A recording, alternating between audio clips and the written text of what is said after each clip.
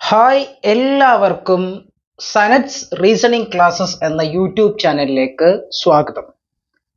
ഇന്ന് നമ്മൾ ഡിസ്കസ് ചെയ്യുന്നത് വേർഡ് അനലോഗിയുടെ രണ്ടാമത്തെ പാർട്ടാണ്.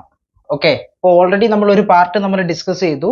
ഇന്ന് നമ്മൾ ഡിസ്കസ് ചെയ്യുന്നത് വേർഡ് അനലോഗിയുടെ രണ്ടാമത്തെ പാർട്ട്. Okay, part 2. അതിൽ വേറെ ടൈപ്പ് ക്വസ്റ്റ്യൻസ് ആണ് നമ്മൾ നോക്കുന്നത്. അപ്പോൾ നമ്മളത് ദീർഘിപ്പിക്കുന്നില്ല, ക്ലാസ്സിലേക്ക് കടക്കുകയാണ്.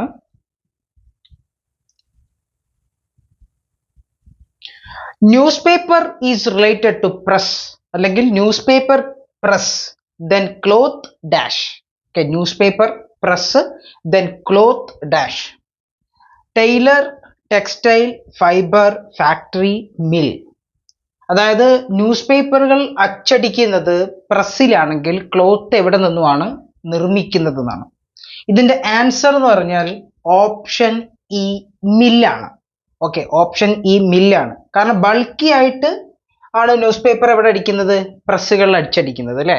അപ്പൊ ക്ലോത്ത് ഇങ്ങനെ ബൾക്കി ആയിട്ട് അടിക്കുന്നത് ചില ആൾക്കാർക്ക് തോന്നും അതെന്താണ് ഫാക്ടറി ആണെന്ന് തോന്നും. അല്ല, അതിന് നമ്മൾ പറയുന്ന അത്തരം ക്ലോത്ത് കൃത്യമായിട്ട് വരുന്ന, അല്ലെങ്കിൽ നമ്മൾ ഇതിന്റെ റോ മെറ്റീരിയൽസ് കൊണ്ട് ക്ലോത്ത് ആക്കി മാറ്റുന്ന അത്തരം ഫാക്ടറീസിനെ പറയുന്ന പേര് മില്ലുകൾ എന്നാണ്, തുണി മില്ലുകൾ എന്നാണ് പറയുന്നത്. ഓക്കെ, അപ്പൊ ഫസ്റ്റത്തെ ഈ ക്വസ്റ്റ്യന്റെ answer option E, mill.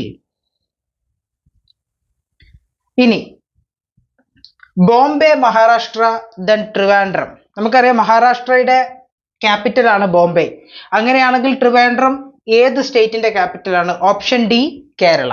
Okay, option D, Kerala. Option D, Kerala. Next, moon, satellite, then earth dash. Moon, satellite, earth dash. അപ്പോൾ മൂൺ അതായത് ചന്ദ്രൻ എന്ന് പറയുന്നത് നമ്മുടെ ഉപഗ്രഹമാണ്. ഭൂമിയുടെ ഉപഗ്രഹത്തിനെയാണ് നമ്മൾ എന്ത് പറയുന്നത്? ചന്ദ്രൻ എന്ന് പറയുന്നത്. ഓക്കെ, ഭൂമിയുടെ ഉപഗ്രഹമാണ് ഇത്, ചന്ദ്രൻ. ഓക്കെ, അപ്പൊ സാറ്റലൈറ്റ് എന്ന് പറഞ്ഞാൽ എന്താണ്? ശരിക്കും ഉപഗ്രഹം എന്നാണ്. അപ്പൊ മൂൺ എന്താണ്? ഒരു ഉപഗ്രഹമാണെങ്കിൽ ഭൂമി എന്താണ്? ഭൂമി ഒരു ഗ്രഹമാണ്. ഓക്കെ, ഭൂമി എന്താണ്? ഒരു ഗ്രഹമാണ്. Option B, planet.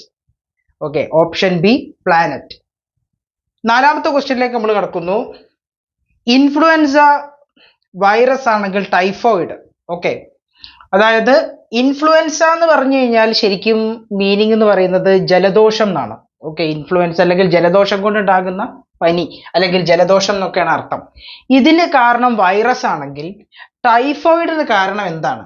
ടൈഫോയിഡിന് കാരണം എന്ന് പറഞ്ഞാൽ അത് ബാക്ടീരിയ.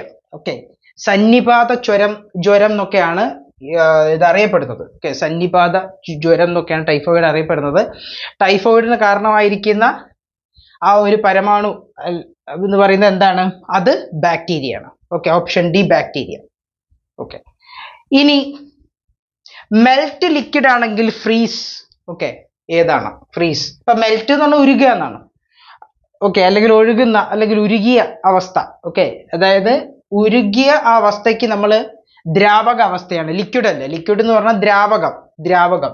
ഓക്കെ, മെൽറ്റ് ഉരുകി കിടക്കുന്ന അവസ്ഥ ഏത് അവസ്ഥയാണ്? അത് ദ്രാവക അവസ്ഥയാണെങ്കിൽ ഫ്രീസായി എന്ന് പറഞ്ഞാൽ തണുത്തുറഞ്ഞു കിടക്കുന്ന അവസ്ഥ ഏതാണ്? അത് ഖരാവസ്ഥയാണ്.